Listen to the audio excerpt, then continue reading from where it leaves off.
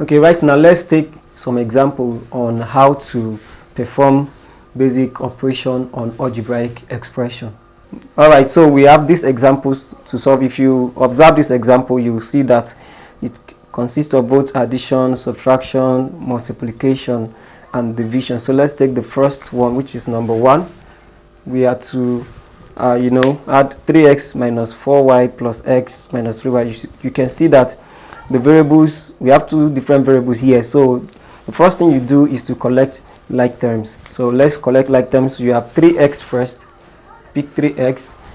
We have another x here, which is plus x. You have to be very conscious of the sign. Then we have minus 4y. You write minus 4y minus 3y. You write minus 3y. So you have grouped it into like terms. So you add 3x plus x. 3x plus x is 4x. Okay, so you have 4x. Then you have minus 4y minus 3y. So in this case, minus 4 minus 3 is minus 7. Okay, so the answer will be minus 7y. So this is the final answer. You can't do anything further here because the variables are actually different, so you have to leave it this way. Let's take example 2. Okay, so in this case, the first thing you do is to open the brackets before you now collect the like terms. So let's open the first bracket. 5x times 5 times 2x. 5 times 2x is 10x. So we have 10x. Also here we have 5 times 4y. 5 times 4 is 20. So that will be plus 20y. Like I said, you have to be very careful with the sign. And then you must also observe the sign rule. And in case you don't know the sign rule, you should know that when you have plus times minus, when you open a bracket, finally you have what? Minus. The same thing with minus times plus is still minus.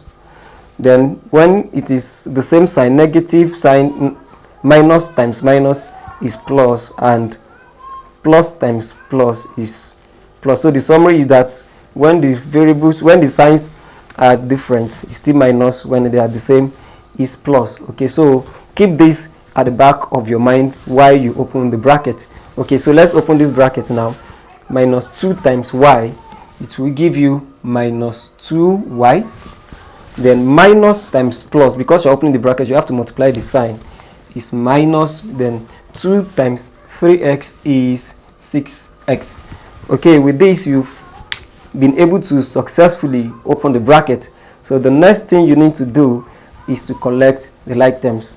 Okay, so you bring the like terms together. 10x minus 6x. So you bring minus 6x plus 20y plus 20y minus 2y minus 2y. Okay, so now that you've been able to collect the like terms, the next thing is for you to perform the basic operation.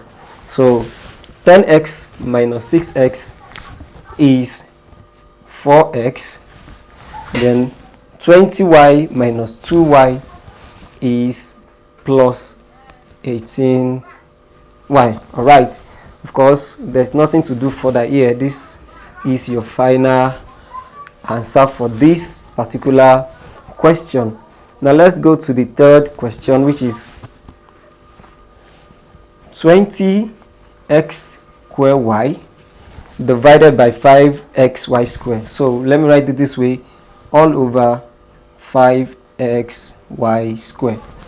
Of course, here you can actually use the law of indices here, but in order not to stress yourself, because we're not talking about indices here, you can actually break this down to solve it at this level. So you can divide the numbers first. 5 divided by 5 is 1. 20 divided by 5 is 4. Okay, now here you have x squared divided by x. X squared means x times x, and this is x. All right, so here x cancel x, then you still have 1x left. What about y? Y divided by y square. Here is 1y, here is y square, y times y. So y here is 1, y here is remaining y. Okay, so finally you have 4x all over y. That will be your final answer.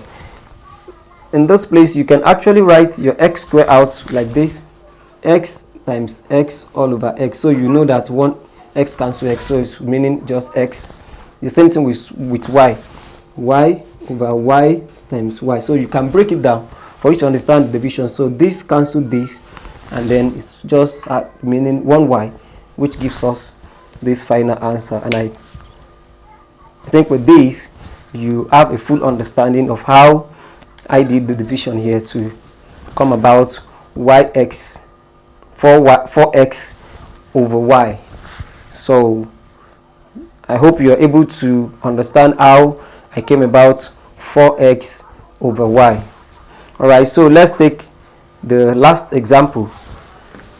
Okay, so the last example here, which is example 4, we have to open this bracket as well.